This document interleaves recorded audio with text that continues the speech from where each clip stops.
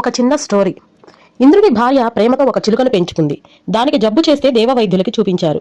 చిలుక బ్రతకడం కష్టమని చెప్పారు దేవవైద్యులు. ఏం చేస్తారో నాకు తెలియదు, ఈ చిలుక బ్రతకకపోతే నేను కూడా చనిపోతాను అని చెప్పేసింది ఇంద్రుడి భార్య. అందరి తలరాతలు రాసేది బ్రహ్మదేవుడు కనుక ఆయన అడిగితే తలరాతలు మాత్రమే నేను రాస్తాను, దానిని అమలు చేసేది విష్ణువు అని చెబితే ఇంద్రుడు బ్రహ్మదేవుడు విష్ణుమూర్తి దగ్గరికి వెళ్లారు. మీరు చెప్పేది నిజమే, ఆ చిలుక ప్రాణం చివరి దశలో ఉంది. ప్రాణం పోయాలంటే శివునికి మాత్రమే సాధ్యం. ఇంద్రుడు బ్రహ్మ విష్ణువు శివుడి దగ్గరికి వెళ్లారు. ఆయుష్ ఇచ్చేది నేనే, అయినా ప్రాణం తీసేది యమధర్మరాజు, ఆయన దగ్గరికి వెళ్దాము అని ఇంద్రుడు బ్రహ్మ విష్ణువు శివుడు యమధర్మరాజు దగ్గరికి వెళ్లారు.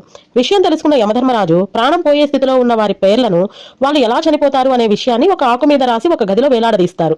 ఏ ఆకు కింద పడితే వాళ్ళు చనిపోతారు, పదండి ఆకును తీసేసి చిలుకను కాపాడుదామని అన్నాడు యముడు. యముడితో పాటు అందరూ ఆ గదిలోకి వెళ్లారు. అప్పుడే ఒక ఆకు కింద పడింది.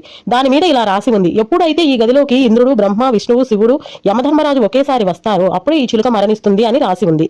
విధిరాతను